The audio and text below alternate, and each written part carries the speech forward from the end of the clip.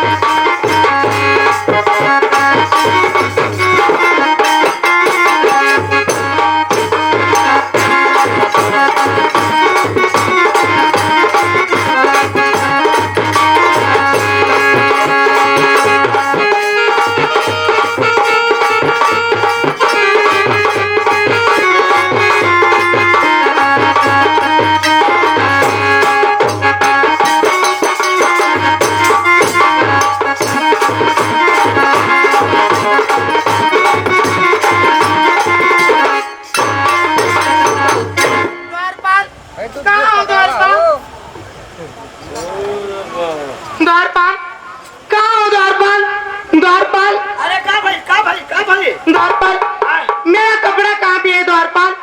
द्वारपाल इधर दाइता नदिया में बहवा चलू नहीं द्वारपाल तुम्हें क्या बोल रहे हो द्वारपाल? अरे हो जगह आधा आधा नदी पार हो गल नहीं द्वारपाल तुम देख रहे हो द्वारपाल हाँ मेरा कपड़ा ला दो द्वारपाल। अरे बहनी देखो ऐसा मत कहो हमके बड़ा गलत 3 चीज से हम बचीला आगी से अग्नि से आप पानी से क्यों द्वारपाल? हमके मिर्गी आवेला यहाँ है रवि की ना अगर वो भर गई ज्यादा तो हम खुद वही रह जाए कपड़वे नहीं द्वारपाल तुम देख रहे हो कोई कोशिश करो मेरा कपड़ा ला दो द्वारपाल। हम ना हल्लो आधा नदी गल डूबल चाहे तो मुआव चाहते हो तुम तो जानते हो बिना कपड़ा की जाऊंगी तो माँ मुझे बहुत मारेगी द्वारपाल। चिंता मत करो कोनो बहाना बना ले जाइए चलो हमारे संग आपको प्रयास करे के दिया है जा खिंचा के लाओ 1 नंबर का एकदम से हाँ प्रयास करे के दिया धोबी के ठीक है चलो लेकिन माँ से तुम ही बात करोगे। अच्छी ठीक ठीक है चलो हाँ अरे बिसरे न माई के रोटियां माई के इतना ध्यान दिलू लेकिन वो तो उल्टे सेवे करे ले अरे बिसरे